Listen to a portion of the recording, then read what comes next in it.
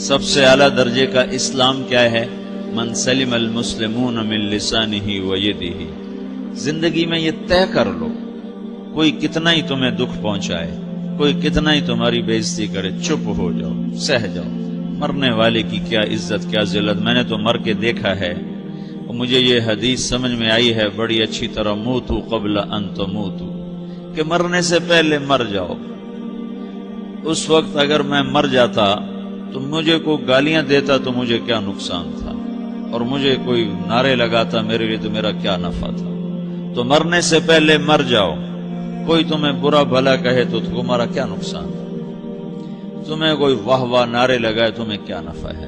اگر اللہ راضی ہے تو مرد آباد اور زندہ باد سے بے نیاز ہو۔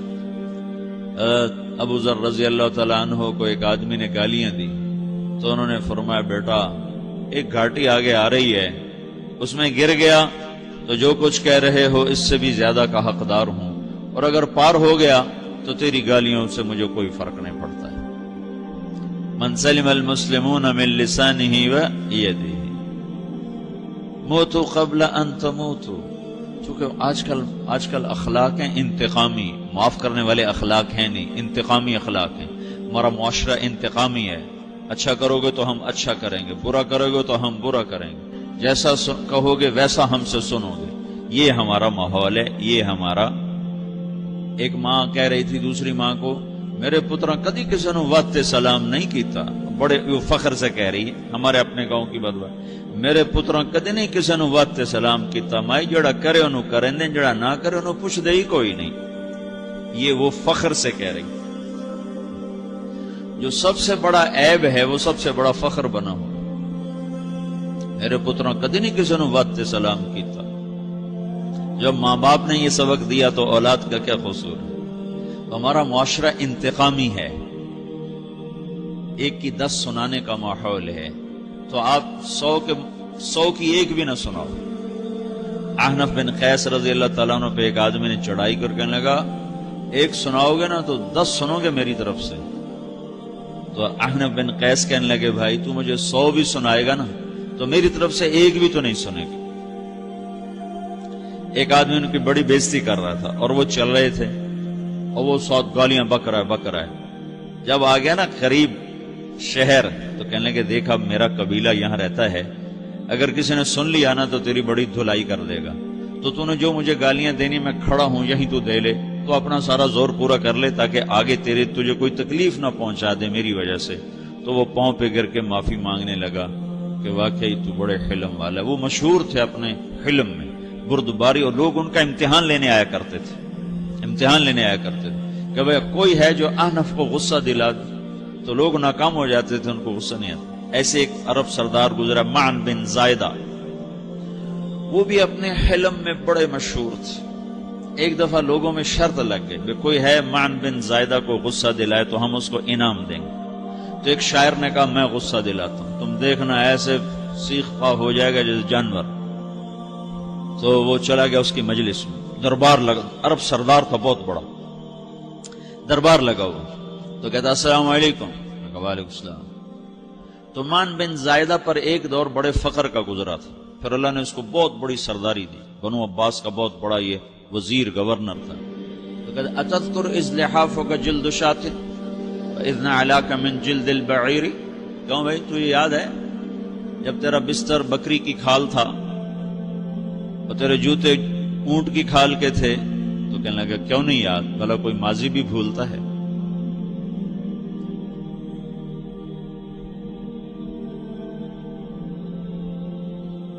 تو وہ کہنے لگا پہلا وار تو خطا گا کہ فسبحان الذی اعطاک ملکا وعلمک الجلوس علی السریر، تو پھر ساری تعریفیں تو اللہ کی ہیں جس نے تیرے جیسے کو تخت پہ بٹھا دیا۔ کہاں بھئی ساری تعریفیں اللہ کی ہیں، میری تو کوئی اوقات نہیں۔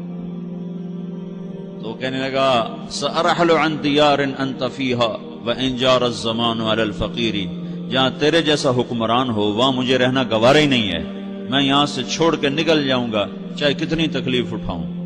بڑے دربار میں یہ ایک گورنر اور وزیر سے بات ہو رہی ہے، تو وہ کہتا ہے اچھا بھائی اگر تو ہمارے پاس رہے گا تو ہم تیرا اکرام کریں گے، اور اگر تو جانا چاہتا ہے تو پھر رافقت کا سلام، تو وہ یہ بار بھی خالی گیا تو پھر کہنے لگا فجد لی یبن ناقصۃ بمال،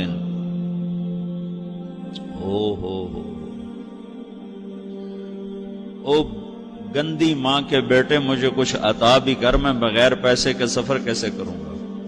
عرب کو کسی کو بھی ماں کی گالی دے دینا پھر عرب سردار ہو۔ فجد لی یبن ناقصۃ بمال، بری ماں کے بیٹے مجھے کچھ پیسے بھی دے، میں نے جانا ہے۔ میں کہا بھائی اس کو 3000 دے دیا جائے۔ اللہ، تو کہنے لگا قلیل ما آتیتنی وانی لأطمع منک فی الکثیر، یہ تو بہت تھوڑا تو نے دیا ہے، مجھے اور دے۔ کہا اچھا بھائی 3000 اور دے دو۔ تو وہ شاعر کی بھی آنکھیں پھٹ گئیں، کہنے لگا اب ٹھہر جا ٹھہر جا، اب میں تیری اصل تجھے بتاتا ہوں۔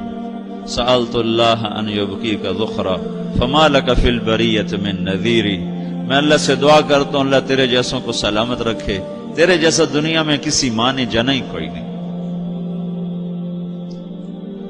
فمنک الجود والافضال حقا وفضل یدیک کالبحر الغزیر، تو ہی سخی ہے، تو ہی کریم ہے، اور سمندر بھی تیری سخاوت کے آگے کچھ نہیں ہے۔ تو نے کہا اچھا بھائی تو نے ہماری برائی کی، ہم نے تمہیں 6000 دیے، اب تو نے ہماری تعریف کی، ابھی 10,000 اور دے دو اس کو۔ باتیں ہی رہ گئیں، باتیں ہی رہ گئیں۔ کہاں سے لائیں ایسے لوگ؟ ہمارا معاشرہ انتقامی ہے، بدلہ لینے کا ہے، بدلہ لینے کا۔ تو میرے ساتھ کیا میں نے بھی کرنا ہے۔ تو اعلیٰ درجے کا اسلام یہ سکھا رہا نہیں چپ ہو جاؤ، سلامت بن جاؤ، سلامتی بن جاؤ، سلامتی کی علامت بن جاؤ۔ من سلم المسلمون من لسانہ ویدہ۔ اب وہ سوال کرتا ہے یا رسول اللہ ای الایمان افضل، سب سے اعلیٰ درجے کا ایمان کیا ہے؟ اسلام کیا ہے؟ کلمہ، نماز، روزہ، حج، زکات۔ اعلیٰ درجے کا اسلام کیا ہے؟ من سلم المسلمون من لسانہ ویدہ۔ یہ اخلاق کا ادنا درجہ ہے، ادنا درجہ ہے۔ ادنا درجے پر پہنچ کر آپ اسلام میں اعلیٰ درجے پر آ سکتے ہیں۔ وہ سوال کرتا ہے ایمان کیا ہے؟ تو آپ نے کہا اللہ پر، فرشتوں پر، کتابوں پر، رسولوں پر، موت کے بعد کی زندگی پر، تقدیر پر۔ اب ایک اور سائل سوال کرتا ہے ای الایمان افضل، سب سے اعلیٰ درجے کا ایمان کیا ہے؟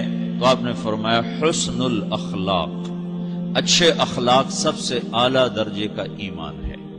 جو آدمی اسلام میں، جو آدمی اخلاق میں، جو مرد عورت اخلاق میں ادنا درجے پر ہوتا ہے وہ اسلام میں اعلیٰ درجے پر پہنچتا ہے۔ اب اگر وہ اخلاق میں اعلیٰ درجے پر آ جائے تو اب یہ کہاں پہنچے گا؟ اب یہ کہاں پہنچے گا؟ میرا نبی کہہ رہا ہے سب سے اعلیٰ درجے کا ایمان ہے حسن اخلاق، حسن اخلاق۔ ابو ہریرہ نے پوچھا یا رسول اللہ وما حسن الاخلاق، یہ بھی ایک اور حدیث ہے، یا رسول اللہ حسن اخلاق کیا چیز ہے؟ تو آپ نے 3 چیزیں فرمائی، تصل من قطعک وتعطی من حرمک وتعفو عمن ظلمک، جو تم سے توڑے نہ تم اس سے جوڑو، نہیں کرتا سلام نہ کریں، کوئی ہم چھوٹے باپ کے ہیں، ہم تو کبھی بھی نہ کریں، ہم تو کبھی بھی نہ منہ تھوکیں بھی نہیں، ہم تو میرا نبی کہہ رہا ہے جو توڑے تم اس سے جوڑو، جو محروم کرے اسے عطا کرو، جو زیادتی کرے اس سے درگزر کرو۔ یہ 3 کام جو عورت مرد کر لے گا یہ اخلاق کے اعلیٰ درجے میں ہے۔ جب یہ اخلاق کے اعلیٰ درجے پر پہنچتا ہے تو پھر میرا نبی کیا بشارت دیتا ہے؟ ادنا درجے پر پہنچ کر تو اعلیٰ مسلمان کی بشارت ہے، اور اخلاق میں اعلیٰ درجے پر پہنچ کر میرا نبی کہتا ہے کاد الحلیم ان یکون نبیا، اعلیٰ اخلاق والا بس نبی بنتے بنتے رہ جاتا ہے۔ اعلیٰ اخلاق والا ایسے ہے جیسے کہ نبی، قریب ہے کہ وہ نبی بن جائے، یہ تو ہے نا ترجمہ، لیکن ہم ہمارے اردو میں کہتے ہیں وہ نبی بنتے بنتے بنتے رہ گیا۔ کیا مطلب؟ کہ اس میں اور نبی میں صرف نبوت کا فرق رہ جاتا ہے، باقی وہ سب کچھ حاصل کر لیتا ہے۔